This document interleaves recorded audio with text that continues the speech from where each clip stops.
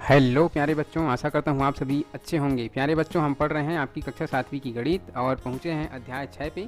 अध्याय 6 में है घातांक, और घातांक के आज हम पढ़ेंगे प्रश्नावली 6.1 को। ठीक है, प्रश्नावली 6.1 पढ़ेंगे। और इससे पहले हमने घातांक से संबंधित कुछ नियम पढ़े थे। उस वीडियोस को अगर आप नहीं देख पाए होंगे तो मैं इस वीडियो के डिस्क्रिप्शन बॉक्स में लिंक दे दिया हूँ, वहाँ से आप देख सकते हैं। ठीक है, ये घातांक का जो चैप्टर है ये आपके इस कक्षा के अलावा आगे की सभी कक्षाओं में आपको ये घातांक के सवाल पढ़ने पड़ेंगे, चाहे कोई भी क्लास हो। मैथ्स लेकर पढ़ेंगे तो पूरे आगे तक पढ़ेंगे, और अगर आप नहीं पढ़ेंगे तो क्लास 10 तक तो आपको पढ़ना ही पड़ेगा।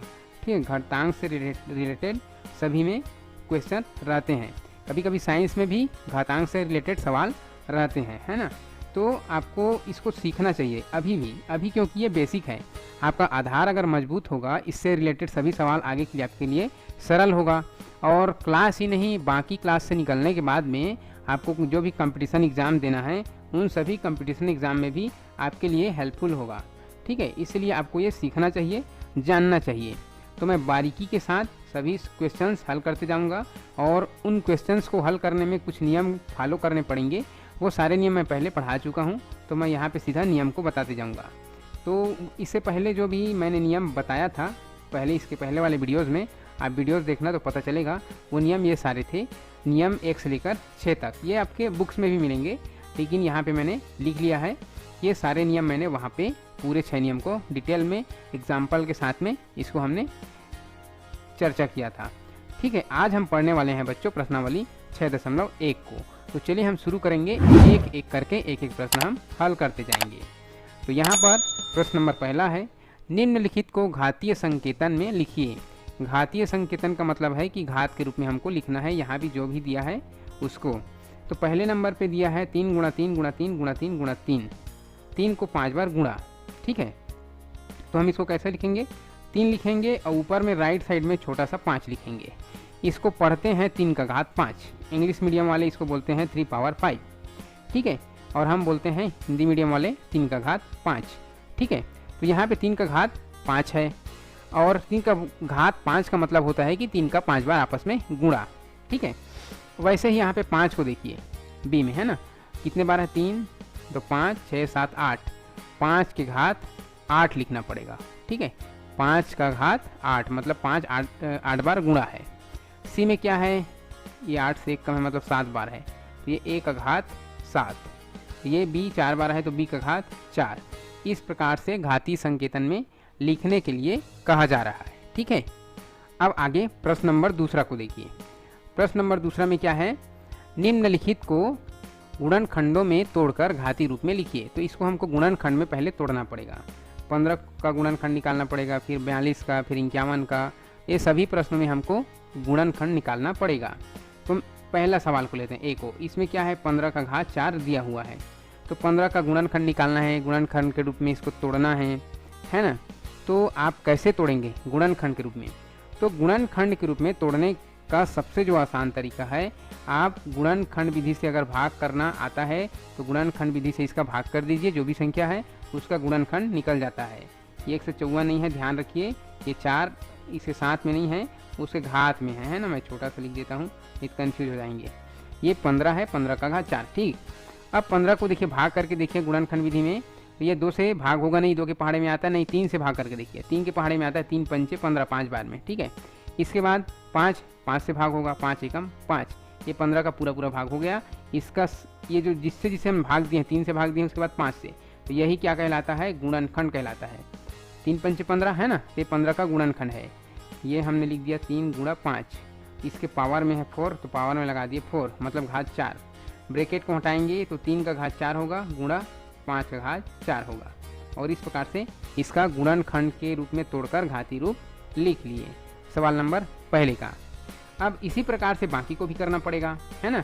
बाकी जैसे दूसरे नंबर पे है 42 का घात 5, है ना, तो ये 42 का घात 5 को भी हमको वैसे ही हल करना पड़ेगा। 42 का घात 5, तो इसको क्या करना पड़ेगा, 42 का हमको गुणनखंड निकालना पड़ेगा। यहाँ पे निकाल लेते हैं हम, 2 से भाग हो जाएगा क्योंकि इकाई में 2 है, 2 दूनी 4, 2 एकम 2, 21 आ गया।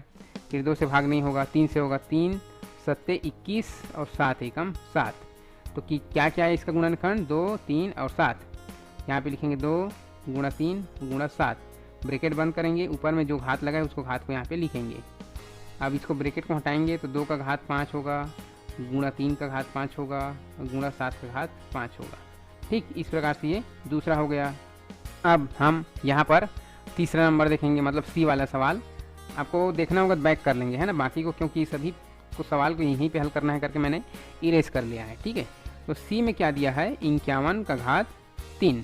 अब 51 का यहाँ पे मैं गुणनखंड विधि से उसका गुणनखंड निकाल लेता हूँ। 2 से तो भाग होगा नहीं, 3 से करेंगे, 3 एकम 3, यहाँ पे 2 बचेगा, 2 यहाँ पे आएगा तो 21 होगा, 3 सत्ते 21। अब 17 तो किसी से भाग जाएगा नहीं क्योंकि वो अभाज्य संख्या है, तो 17 से ही जाएगा, 17 एकम 17। तो इसका गुणनखंड हो गए 3 गुणा 17, 17 ते 51, है ना।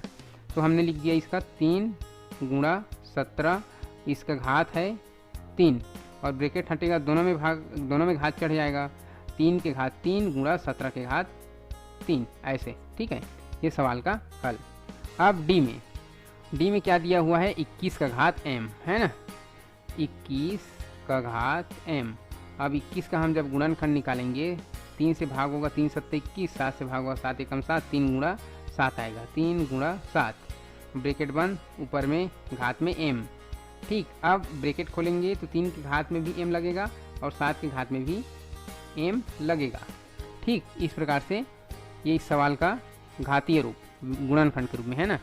अब क्या है कि इसके बाद 65 है, लास्ट नंबर में 65 है। 65 का हमको यहाँ पे हल करके गुणनखंड निकालना है और गुणनखंड निकालने के बाद उसका घातीय रूप निकलना है।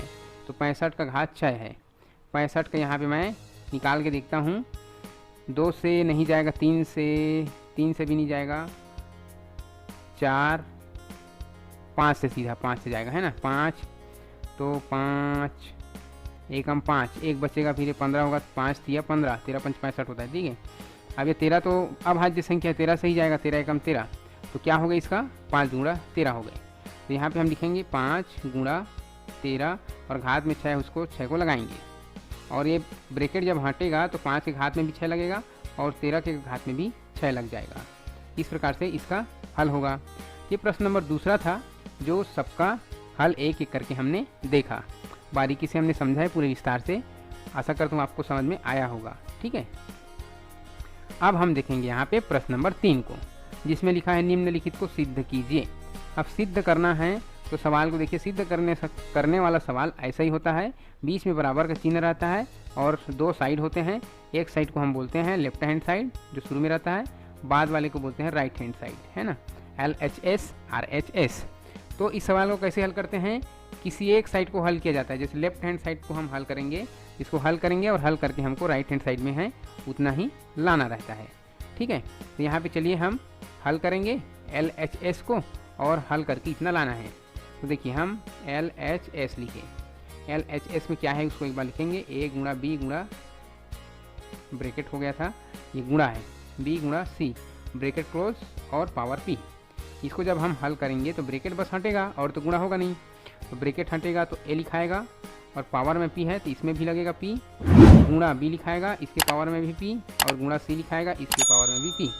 तो इसको देखिए RHS के बराबर है ना, तो हमको इस लिखना है इसको बराबर RHS। यहाँ पे ये बराबर होते आ रहा है LHS, है ना, LHS बराबर RHS हो गया, left hand side right hand side के बराबर है। ठीक, ये पहला हो गया, तीसरा का पहला सवाल। अब है तीसरा का दूसरा सवाल। ठीक, तो दूसरा में क्या है, 30 का घात 5 है, तो LHS लिखेंगे और लिखेंगे 30 का घात 5, और 30 के घात 5 को, ये 305 जैसे दिख रहा है, 305 नहीं है, ये 30 का घात 5 है, 30 पावर 5। तो ये 30 पावर 5 को हमको हल करके इतना लाना है।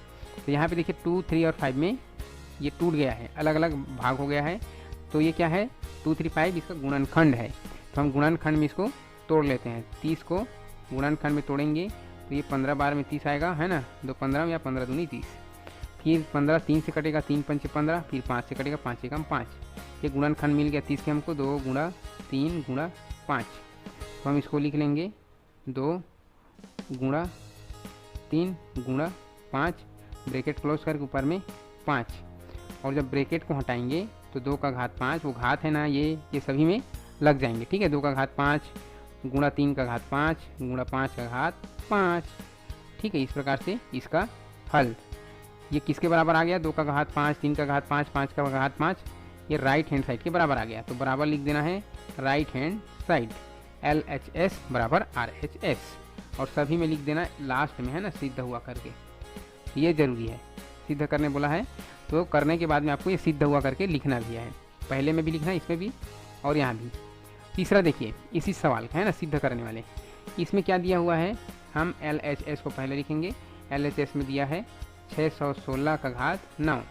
अब इसको क्या करना है, हमको हल करते हुए इतना लाना है। तो ये भी सभी क्या है, 616 का गुणनखंड है। तो गुणनखंड पहले हम निकालेंगे 616 का।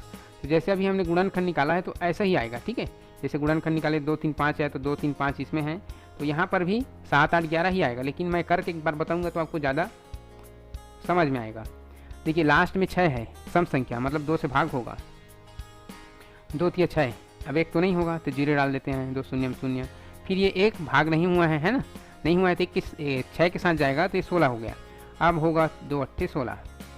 कहने का मतलब ये हुआ कि 616 को 2 भाग करेंगे तो 308 308 होगा। ठीक, अब 308 करेंगे तो ये 2 से भाग होगा तो 2 15 बार में 30, 2 चौक 8, फिर 2 से होगा 2 सत्ते 14, 2 सत्ते 14, फिर किससे होगा, 2 के बाद 3 4 5 6 7 से होगा, 7 एकम 7 7 एकम 7, फिर 11 से होगा 11 एकम 11। तो गुणनखंड क्या क्या आया है, 2 गुणा 2 गुणा 2 गुणा 7 गुणा 11। अब इसमें क्या किया है, देखिए 2 कई बार है, इसको गुणा कर देना हमको 3 बार है तो 2 दूनी 4 4 दूनी 8, यहाँ पे 8 आ गए गुणा 7 गुणा 11। अब इसमें देखिए सबसे छोटी संख्या उसको हमको सामने रखना है, 7 को, 8 दूसरे नंबर पे आ जाएगा है ना, तो क्या हो जाएगा ये 7 गुणा 8 गुणा 11। ठीक है, वो बराबर है, जगह बस चेंज हुआ है, क्योंकि गुणा में जगह बदलने से जैसे 5 गुणा 4 है तो 5 चौक 20 होगा, तो गुणा में जगह बदलने देने से कुछ नहीं होता है, मान नहीं बदलता। ये 5 गुणा 4 को हम 4 गुणा 5 भी कर सकते हैं, 4 पंचे 20। ठीक है, तो ऐसे ही एकदम बेसिक से समझा रहा हूँ, आपको समझ में आ रहा होगा। ठीक है, तो ये 7 गुणा 8 गुणा 11, हम इसको करेंगे 7 गुणा 8 गुणा 11 ब्रैकेट बंद पावर में 9 घात 9, ब्रैकेट हटाएंगे 7 का घात 9 गुणा 8 का घात 9 गुणा 11 का घात 9। ये किसके बराबर है, फिर ये RHS के बराबर है, बराबर RHS। ठीक, LHS बराबर RHS। ठीक है, ये सवाल हुआ। अब अगला सवाल है प्रश्न नंबर 4, जिसमें लिखा है निम्नलिखित को नियम 3 का उपयोग कर घातांक रूप में लिखिए। अब हमारा नियम 3 क्या है, देखिए नियम 3 है हमारा, जब कोई 2 संख्या का आपस में गुणा हो और ब्रैकेट बंद करके उसमें घात लगा हो तो वो ब्रैकेट हटने के बाद में ये घात जो है दोनों संख्याओं में लग जाती है और गुणा का चिन्ह लगा रहता है। यहाँ पे a और b के बीच कोई नहीं है, चिन्ह मतलब गुणा है। ठीक है, यहाँ पे भी चिन्ह नहीं है, मतलब a और b के बीच में गुणा है। तो इस नियम 3 का मतलब वही है कि आपस में जब गुणा हो और घात लगा हो, ब्रैकेट के बाद घात लगा हो, तो घात ब्रैकेट खुलने पर दोनों में लग जाएगी। अगर सवाल हमारा इस तरह से दिया हो कि a का घात m इंटू b का घात m दिया हो, तो बराबर करके हम इसके अपोजिट इस साइड वाला जैसे भी कर सकते हैं, a और b को एक साथ रख सकते हैं और घात में m लगा सकते हैं। तो अभी जो हमारा सवाल आएगा वो इस प्रकार से हमको मिलेगा, उसको अंदर ब्रैकेट में लाना है। ठीक है, तो ये है हमारा सवाल यहाँ पर। और यहाँ पे देखिए क्या है, कोई संख्या 2 संख्या है जिसके घात सेम है, वो ऊपर घात लगे हुए हैं, तो उसी के आधार पर हमको करना है। तो देखिए a में क्या होगा, 6 power 4 into 7 power 8, 6 power 8 into 7 power 8 है। इसको जब हम हल करेंगे तो 6 और 7 उसमें क्या था, ब्रैकेट के अंदर एक ही जगह आ गए थे ना, तो इसका भी हम हल कर देंगे, 6 7 42 हो जाएगा, 42 और पावर लगा देंगे इसका 8, 42 का घात 8, और ये एक ही संख्या है, ब्रैकेट हटा देंगे तो भी मतलब वही है, 42 का घात 8 पूरा लिख सकते हैं। ठीक है, और इसके साथ कोई संख्या होती गुणा करके या धन चिन्ह या भाग चिन्ह करके, तब हमको ब्रैकेट लगाना पड़ता। ठीक है, बी में क्या है, देखिए बी में लिखा है a power 3 into B power 3। तो हम क्या करेंगे, इसको a और b को एक साथ रखेंगे जैसा उसमें रखा गया है और 3 के ऊपर लिख देंगे। तो यहाँ पे हमको ये अलग अलग है संख्या a और b, तो यहाँ पे ब्रैकेट लगाना पड़ेगा और इनके बीच में इंटू है और पावर में 3 है घात में। ठीक, ये हो गई, इसका हल हो गया ना, इसका इतना ही उत्तर रहेगा। सी में क्या है, सी में है p के पावर 9 इंटू क्यू के पावर 9 इंटू आर के पावर 9। अब जब इसको आप हल करेंगे तो सभी जो गुणा है वो आपस में तो गुणा होगा, p q और r, ब्रैकेट बंद होकर ऊपर में पावर लग जाएगी 9, तीनों का घात 9। ठीक है, ये इसका answer p q r bracket close और पावर में 9। ठीक है, ये हो गए। और इसका चौथा नंबर वाला, ये चौथे नंबर पे क्या है, d a power n into B power n into C power n into D power n। ठीक है, अब क्या है, इन चारों का गुणा करेंगे, चारों में सेम लगा है ना घात, तो a b c और d, इनके बीच में मैंने कोई भी धन चिन्ह ऋण चिन्ह नहीं लगाया, मतलब आपस में इन सब का गुणा है। और पावर में n है तो यहाँ पे हम पावर में घात में n लगा देंगे, तो ये बन गई इस सवाल का हल, इसका घातांक रूप। ठीक है, तो ये चारों सवाल का घातांक रूप प्रश्न नंबर 4 का। अब हम आगे चलते हैं प्रश्न नंबर 5 में, और प्रश्न नंबर 5 में हम देखते हैं कि इसको क्या करना है। निम्नलिखित में घात के नियमों को ध्यान रखते हुए सही अथवा गलत बताइए। तो सिर्फ हमको इसमें सत्य और असत्य बताना है। ठीक है, तो सत्य सत्य कैसे बताएंगे, देखिए। तो नियम में क्या कहता है, आपको नियम को ध्यान में रखना है, पढ़ना भी है, नियम जानना है। जब कोई दो संख्या का आपस में गुणा हो और वो दोनों संख्या सेम टू सेम हो, एक ही संख्या हो, तो उसके घात आपस में जुड़ जाते हैं। वो नियम आपका कहाँ है, मैं बता रहा हूँ। वो नियम है आपका पहले नंबर का। पहले नंबर का नियम देखिए, जब दो संख्या और वो संख्या सेम हो, दोनों का आपस में गुणा हो, तो उसके घात आपस में यहाँ पे देखिए जुड़ जाते हैं। ये नियम पहला कहता है। तो चलिए हम नियम पहले के अनुसार इसको जोड़ लेते हैं। तो यहाँ पे लिखाएगा 2, है ना, 2 लिखाएगा और इसका घात 3 और 4 जुड़ जाएंगे तो 7, ये 7। तो ये इतना है, मतलब ये क्या है, पहला वाला सत्य है। 2 का घात 7 आया है, मतलब सत्य है, जोड़ने पे भी आ रहे हैं। तो वैसे यहाँ पर भी होगा, 15 और 5 जुड़ेंगे 20, 5 का 5, तो ये 5 का घात 20, मतलब यह भी सत्य है। ठीक है, नियम पहला के अनुसार ही है ये भी। अब कहा गया है, सी में लिखा गया है कि 2 का घात 4 गुणा 3 का घात 2 बराबर 2 का घात 6। तो यहाँ पे देखिए सिर्फ 2 का घात 6 लिखा है, 3 कहाँ गया, है ना। तो जब एक ही संख्या हो तब हम ये समझ में आता है कि इसको एक बार लिखेंगे और उसके घात को जोड़ देंगे, तो 4 3 7 हो गया, ये ठीक है। लेकिन इसमें तो संख्या अलग अलग है, ये 2 है, ये 3 है, तब कैसे 3 कहाँ गायब हो गए, है ना। मतलब ये क्या है, असत्य है। यहाँ पे 2 और 3 का गुणा होना था, 2 3 6, और उसके घात जुड़ जाते, तो घात को जोड़ दिया गया है 4 और 2 6 को। ठीक है, लेकिन 2 3 6 नहीं किया गया है, आधार में नहीं किया गया है, सिर्फ 2 को लिया गया है, इसलिए तीसरे वाले असत्य है। चौथा वाला को देखिए, 27 का घात 2 है, तो उसको इसका गुणनखंड में तोड़ दिया गया है। 27 का गुणनखंड क्या क्या निकलेगा, 3 नियम 27, फिर 3 तिया 9, फिर 3 एकम 3, 27 का गुणनखंड आया 3 गुणा 3 गुणा 3 आया। ठीक है, 3 गुणा 3 गुणा 3 आया। तो हम इसको 3 गुणा 3 गुणा 3 को हम कर सकते हैं 3 का घात 3 लिख सकते हैं। तो इसीलिए ये वहाँ पे 27 को 3 के घात 3 लिखा गया है, और घात में पहले से 2 लगा है ब्रैकेट के बाहर, वो ब्रैकेट के बाहर तो ये पहले से लगा हुआ है। ये 3 का घात 3 इसलिए आया है क्योंकि 27 का गुणनखंड होता है 3 का घात 3। ठीक है, अब ये अंतिम सवाल यहाँ पे ई में, यहाँ पे लिखा है 2 का घात 3 ब्रैकेट क्लोज पावर 4। ठीक है, पूरे का होल पावर 4 है, और यहाँ पे 2 का पावर 3 है।